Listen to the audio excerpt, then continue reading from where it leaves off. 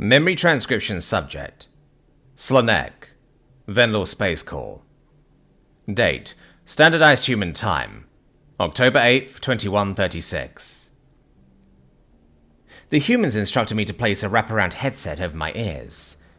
I was impressed with how they had modified their technology with Venlo in mind, though I hoped I wasn't the only one who would get to use it. The earpiece fed simulated audio of alarms and hits. It also allows Sarah to speak to me directly. Slanek, I'm going to talk to you throughout this exercise. In time, I hope you will learn to do these things yourself, she explained in a melodic voice. Thoughts guide our actions. By changing your thoughts, you can unlearn negative behaviors. I tilted my head. But that's the problem. You can't control your thoughts. Well, not with that attitude. You didn't develop your thinking patterns overnight, Sarah responded. It takes time, effort, and understanding to make a self-adjustment. Mind if I ask you a few questions before we begin the simulation? Go for it. When was the first time you encountered a predator? I failed to see the relevance of the question, but I decided to humor the human. If she thought delving into the origins of predator phobia would further her understanding, it wouldn't hurt to play along. The more background info she had on me, the better subject I would be. You saw the Arcs on TV, but that doesn't really count. Mother tried to shield us from those atrocities, I recalled. Encounters with predators were uncommon on Venlo Prime, though occasionally one slipped through the cracks. Teams of investigators in armoured vehicles would travel out to the site, scorching any area with evidence of a hunter's presence. There was no way we would leave them alive to reproduce and terrorize our settlements. Extermination officer was an occupation that paid well, but all the money in the world wouldn't be enticing enough for me. My parents took me for a walk in the local pasture, and there was a dead rodent on the sidewalk. Lots of blood. There were larvae all over it. News cameras turned up within minutes. A shudder rippled down my spine at the memory. The anchor said a predator might be on the loose. The entire neighborhood was placed on a curfew by local police. Schools were closed indefinitely. Tyler couldn't hear the other end of the conversation, but he shot me a baffled look. The human's eyebrow arched up his forehead, as though he couldn't believe what he was hearing. I think the words he mouthed were, "What the fuck?" Tell me more about that. Did they find out what happened to the dead animal? Sarah inquired. I gritted my teeth. It died of natural causes, according to the autopsy. Everyone was relieved that there was no imminent threat, but that was the week I learned about food chains, and our place on it. How did that make you feel? Scared. Powerless. I just couldn't believe there were animals that based their existence on killing. I can tell this is difficult for you, Slanek. If I may, what conclusions did your childhood self reach about predators?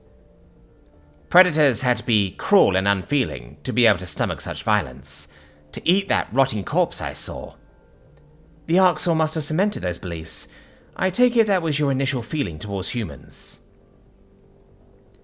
A horrified gasp came from my chest as I realized what I just said about predators.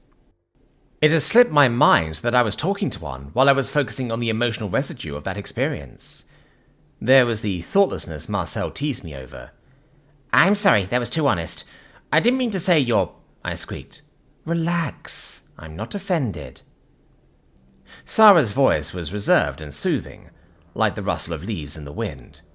I want you to be transparent with me, especially about how humans make you feel. I don't like to think about humans being predators. It's jarring to equate you with, the animal in the field? With eating rotting corpses? Yes. The scientist was silent on the other end of the headset, and I caught some light scraping sounds. She must be taking notes from what I was telling her. I hoped I hadn't said too much. The humans wouldn't admit they were offended, even if they were. You did great, Slanek. Thank you for sharing that with me. What I'm going to ask of you now is to try to put yourself in the predator's shoes, she said. Come up with as many reasons why an animal might choose to hunt as you can, beyond being cruel, violent, and unfeeling. We'll talk about it at tomorrow's session. I focused my eyes on the floor, ignoring Tyler's inquisitive stare. Did flesh taste so good that it was addictive? It was tough to think of a single other allure to predation other than biological impulse. Even with humans, I assumed they had those aspects within them due to their brutal hunting methods. The difference was that I believed they had another side, and that there were enough positive attributes to outweigh the repugnant ones. Besides, they found a way to sate their cravings without harming other creatures. Maybe that's something I should ask Marcel. He might know the answers Sarah is looking for. I breathed a weary sigh. I don't know if I can do that, but I'll try. Good. Now we're going to start your mission. The goal of this exercise is to stop any hostile ship from reaching orbital range of Earth. I'll be here for guidance as needed. The screens glowed to life, and Tyler clenched his fist around the firing trigger. The image of Earth in the background was hyper-realistic, down to the orange glow dotting the continents. Swirling clouds idled across the oceans, and the inky backdrop framed the planet in serene radiance. It was a breathtaking sight, even in a simulation. I searched for enemy contacts on sensor data. Craning my neck, I tried to get a visual on a fast-approaching vessel from our left. The blinders were inhibiting my sightline, so it was difficult to ground myself. At least it rendered me impervious to the virtual explosions and conflicts taking place in the distance. My breath hitched in my throat, as a plasma beam sailed meters from our hull. This felt too real and dangerous. The stress of decision-making was enough to make panic seep in. I was frozen as usual. What was I supposed to do? I couldn't even remember how to engage the targeting systems. Nonetheless, inaction was unacceptable. My trembling paw slammed the steering column and veered the ship toward the hostile. My diminished vision blurred. My heart was pounding so hard that it felt like an earthquake in my chest. Every instinct declared that facing an aggressive foe was too perilous. I feel like I'm going to die, like I'm flying into my doom, and it's not even real. Meanwhile, Tyler was impossibly collected, as he aligned kinetic munitions with the target. How could humans push through the chemical fog with such ease? It was as though their instincts compelled them to run headlong toward danger, rather than gallop to safety. Slanek, deep breaths. Count to 5 as you inhale, then count to 5 as you exhale. Sarah's voice growled. I took a few wheezing breaths, attempting to comply with her orders. Through the lightheadedness, I could see the opposing craft enlarging in the viewport. A horrified gasp escaped before I could contain it. This was all happening so quickly. There was no time to think. Everything on screen froze, including the hostile that was just magnified. I slumped my shoulders in shame. The humans were going to can the experiment on day one. I was a hopeless cause. Helping them was never going to be within my capability, no matter how much I wanted it to be. Talk to me! The scientist's voice sounded urgent over the headset, which jolted me out of my daze. Rate your fear on a scale of 1 to 10, with 10 being the worst you've ever felt. I blinked in confusion. 7? We can work with that. Everything is going to be fine. This feeling will pass, Sarah said. What thoughts went through your mind as you started to feel afraid? I know I can't do this. I'm not a fighter, and I never will be. My instincts can't handle stress or danger. What I'm hearing is that you don't feel that you can control your emotions. You've decided it's not possible already. Humans are special. I have to face what I am. What you are is a good pilot. Remember, the enemy is just as vulnerable as you. It doesn't feel that way. Never does. Focus on your target and get the shot off. Everything else doesn't matter. You can complete that one thing, one step at a time. Squeezing my eyes shut, I allow my breathing to fall back into a calm rhythm. It was within my power to press a few buttons, wasn't it? There had to be a way to override my instincts, the way the humans kept their aggression in check. Marcel has squared off against 9 Arxor vessels in an inferior ship, and we survived. This was nothing. Hey, we can do this, Slanek. You're not alone here, remember that, Tyler growled. I flicked my ears in appreciation. The sandy-haired human didn't have much heart after learning Earth's insurmountable odds, but he was still trying to be supportive. Bravery felt a little less difficult, knowing that fearless predators had my back. Humans were survivors, and that meant I was in good company. You're not doing this by yourself. You're on the predator's side, not the crocodile. They're the ones who should be afraid. I believed in humanity's strength, even if I was uncertain of my own. Newfound determination swelled in my veins as the simulation resumed. The blinders were there for the purpose of directing my attention to a single task. It was a matter of just acting and not thinking at all. The opposing ship barreled toward us, racing closer to Earth. My aviation knowledge kicked in and I verified the target on sensors.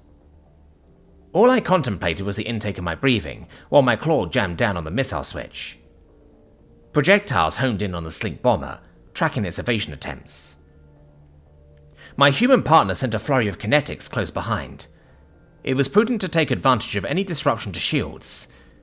The missiles rocked the imaginary opponent, and Tyler's well-timed rounds tore through its armor.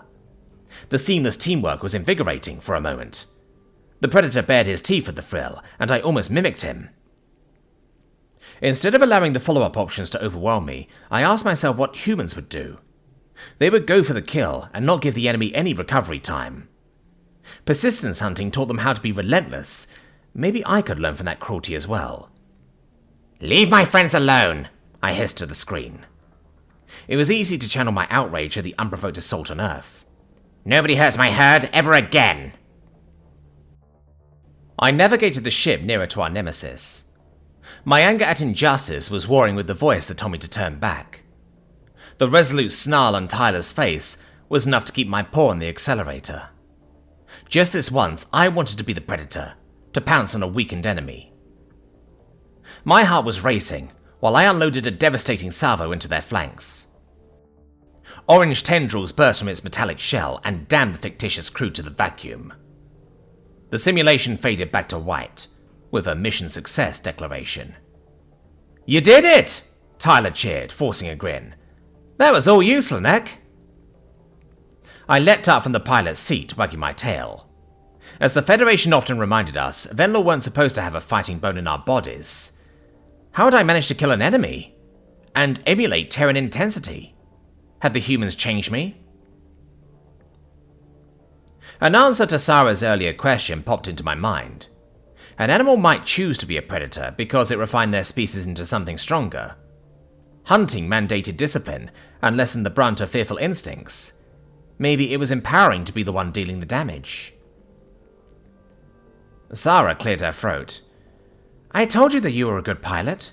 That exercise should give you hope for what we can accomplish." "But it was only one ship, guys," I pointed out. "That's nothing compared to the crocodile invasion." "We're going to increase the duration and number of enemies every day. You'll be taking on an army in no time." The exhilaration of success fizzled out as I processed that daunting prospect. The scientist sounded hell-bent on pushing me well past my instinct's limit when all was said and done. Every day was going to be more of a struggle than the next. If nothing else, though, her questioning had forced me to consider my fears in a new light. "Oh, buddy, I'm so proud of you." Marcel must have snagged the microphone. His rumbling voice fluttered into my ears. "You're going to turn those birds to space feathers. They'll never see it coming." "Thanks, but I don't know about that." He chuckled. "You're stronger than you think you are. The attacking skills are there, as we all saw. You nailed that fucker. Even with Tyler button mashing and getting in your way." This time, the tall co-pilot leaned close enough to hear the headset chatter.